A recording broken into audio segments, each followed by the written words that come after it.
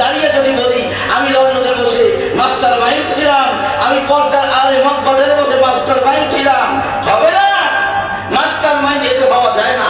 Master mind হতে হবে পল্টন মোড় থেকে শাহবাগ মোড় পর্যন্ত জনগণকে সাথে নিয়ে যারা গিয়েছিল তারাই মাস্টার মাইন্ড।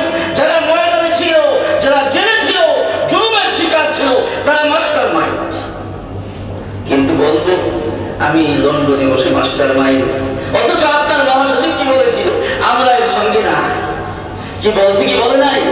তাহলে কথা স্পষ্ট, কারা মাস্টার মাইন্ড ছিল, কারা যে জুলুম নির্যাতনের শিকার হয়েছিল, সবই তো আওয়ামী লীগের জুলুম নির্যাতনের শিকার সবাই, কেউ কম কেউ বেশি। কিন্তু এরা মাপার যন্ত্র যদি আমার পকেটে দিয়ে ঘুরতে যায় আর সমালোচনা করি মিডিয়ায়, তাহলে কিন্তু বড় অপরাধ।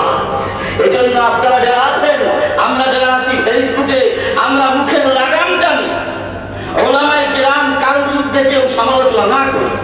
অবদান সবার রয়েছে। এই জন্য আমি অমুকের বিরুদ্ধে করবো, আর অমুকের যদি কোনো খারাপ অপি থাকে সেটাও আমরা প্রকাশ করবো ফেসবুকে।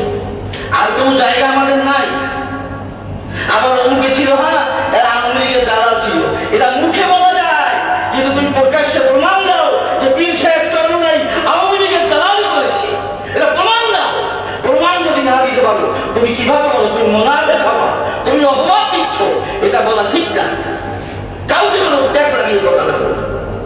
এভাবে যদি বলা যায় তাহলে দেখবেন আমরা সৌহার্দ্যপূর্ণ আচরণের সহিত ওলামায়ে কেরাম ঐক্যবদ্ধ হয়ে যেরকম আজকে এই রক্তাক্ত জুলাই মাদ্রাসা ছাত্রদের ভূমিকা যে কত কঠিন ছিল, যে যাত্রাবাড়িতে যারা উপস্থিত ছিলেন তারা দেখেছেন, বিভিন্ন জায়গায় যারা উপস্থিত ছিলেন তারা দেখেছেন। আমরা ওই দিন জাতীয় পতাকা গলায় ঝুলিয়ে ময়দানে নেমেছিলাম, একমাত্র আমার সাহেব পীর সাহেব চরমনাই নেতৃত্ব দিয়েছেন। আমরাও মাঠে নেমেছি। কেন নেমেছি? রক্তাক্ত জুলাই হাসিনাকে রাখতে দেওয়া যাবে না। এজন্য বলি ওলামায়ে কেরাম সকলের অবদান রয়েছে, সকলের অবদানকে আমরা মাথা পেতে স্বীকার করব এবং শ্রদ্ধা করে স্মরণ করব। ইতিহাস যদি এই রক্তাক্ত জুলাইয়ের বিরুদ্ধে লিখতে হয়, ইতিহাস যদি রক্তাক্ত জুলাইয়ের উপর লিখতে হয়, তবে ওলামায়ে কেরামদেরকে বাদ দিয়ে রাখতে হবে। ঠিক কিনা জোরে বলেন? এজন্য ওলামায়ে কেরামের ভূমিকা পূর্বেও ছিল।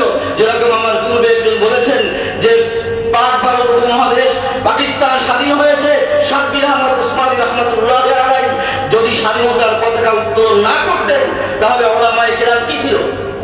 এজন্য সে উত্তোলন করেছেন, কিন্তু কোনো দায়িত্ব চায় না, পদ চায় না, নেতৃত্ব চায় না।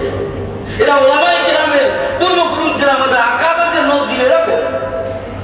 আমাদের ওলামায়ে কেরামরা যদি এই যারা বাংলাদেশের বর্তমানে আকাবের আছে, এরা যদি প্রত্যেকে চাইতে আমি মন্ত্রী হব, এমপি হব বা অনেক কিছু আমি হব, প্রত্যেকে হতে পারতেন, কিন্তু কারো ভিতরে লোক নাই। এই যে আমি দেখেছি মামুনুল হক সাহুজুর, তার কোনো লোক নাই। মুফতি ফাইজুল করিম দামাত বরকাতুহু, মুফতি রেজাউল করিম পীর সাহেব চরমনাই দামাত বরকাতুহু, এরা যদি মন্ত্রী এমপি হতে চাইতেন অবশ্যই পারতেন 100 বার, কিন্তু তাদের এই লোক নাই। তারা জনগণের জন্য খেদমত করতেছে। এজন্য আমরা প্রত্যেকের কাজকে সাধুবাদ জানিয়ে তাদের কাজকে আমরা অগ্রসর করি এবং তাদের সঙ্গে ঐক্যবদ্ধ হয়ে কাজ করি, তাহলে দেখা যাবে এই রক্তাক্ত জুলাইয়ের মাদ্রাসা ছাত্রদের ভূমিকা একদম প্রতিষ্ঠিত হবে এবং ইতিহাসের ভিতরে ওলামায়ে কেরামের যে ভূমিকা ছিল সেটাও স্থান পাবে। আল্লাহ রাব্বুল আলামিন যেন আমাদের যার যে অবদান, সে অবদানগুলো জেনে শুনে বুঝে প্রচার করার তৌফিক দান করুন সবাই বলে আমিন। ওয়া আখিরু দাওয়ানা আনিল হামদুলিল্লাহি রাব্বিল আলামিন। আসসালামু আলাইকুম ওয়া রাহমাতুল্লাহ।